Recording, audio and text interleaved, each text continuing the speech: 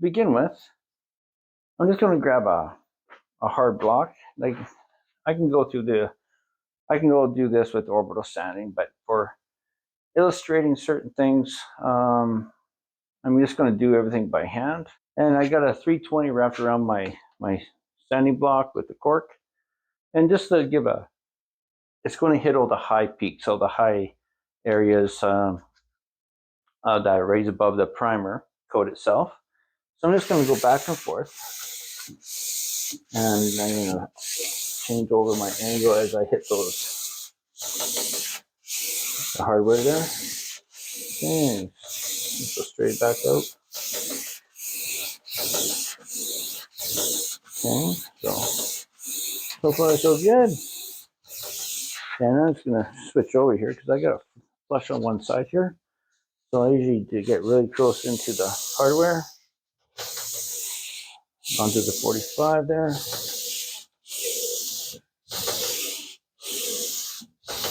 And again, thumb and finger pressure as you go, thumb, finger. Okay, so that just typically just goes, I'm going to do the exact same thing. And it's typically it gets rid of your high points.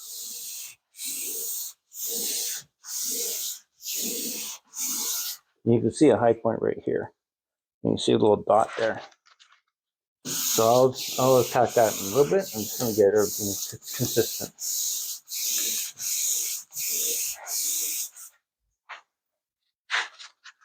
All right. 45.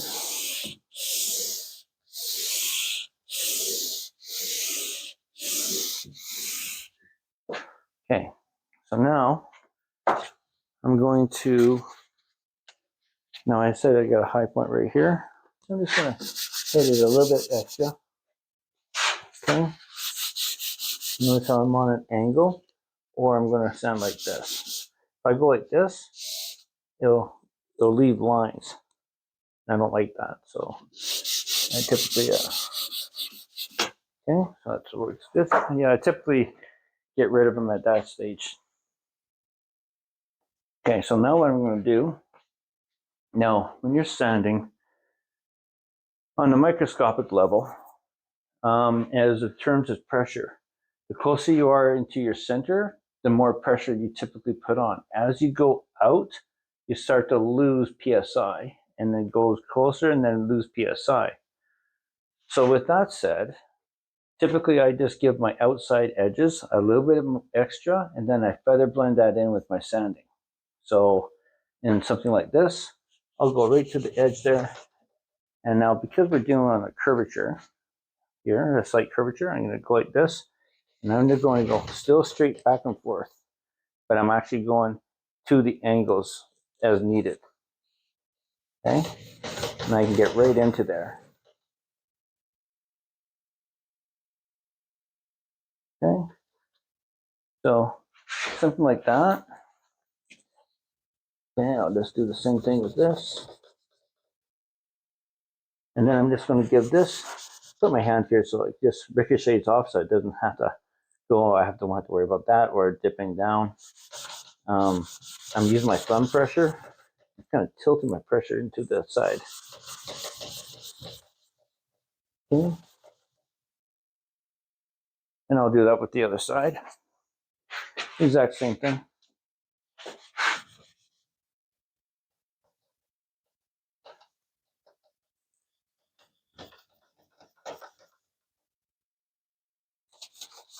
Then again, thumb pressure.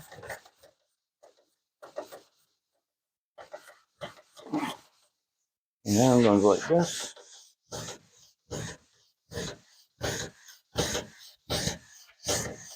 Just a little bit past the center line on both sides. Okay. This is my fine sponge. So it has a little bit of a grab to it as well. Plus it leaves it nice and smooth at the same time. Okay. Pat that off. Now I'm just going to go nice and consistent all the way through.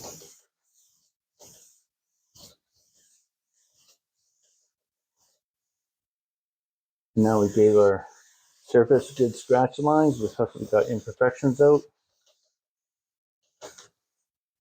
Okay, I would say that's pretty much ready to go. And yeah, I'm just going to repeat the process on this side.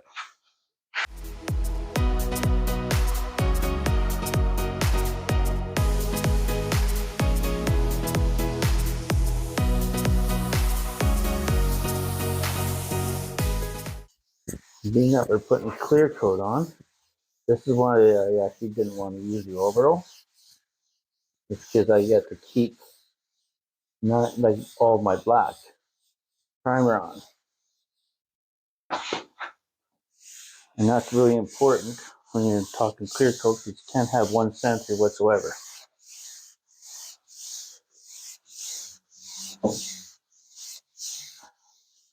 The one thing I'm noticing here, I have one type of surface appearance on this side, but then here I see a little bit more grainy on this side. Excuse me. See a little bit more grainy on this side, on this edge here. So I'm just going to give this part here a once over more than the rest of it. Now it could have been the manufacturing process in sanding, because I did everything equal. So when I see something like this, it's a little bit finer sand feeling here. Look, it's a little bit finer in this area here, and in here it's a little bit more porous. So I'm just going to give this a once over and kind of blend it in a little bit more. And again, I'm arcing my sponge so I get center pressure, and that way I can just control that part. Just making it go away just a little bit more.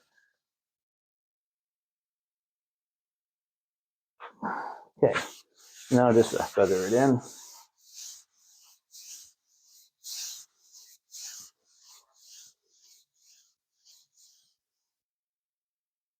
Do something like that. There you go. Don't want to take any chances. Okay. Now that actually looks great. That looks better. Okay, and this looks nice and consistent. So yeah, I'm just going to give it a little bit of a blow, get my clear top coat polyurethane ready, and we'll go through that process. Cheers.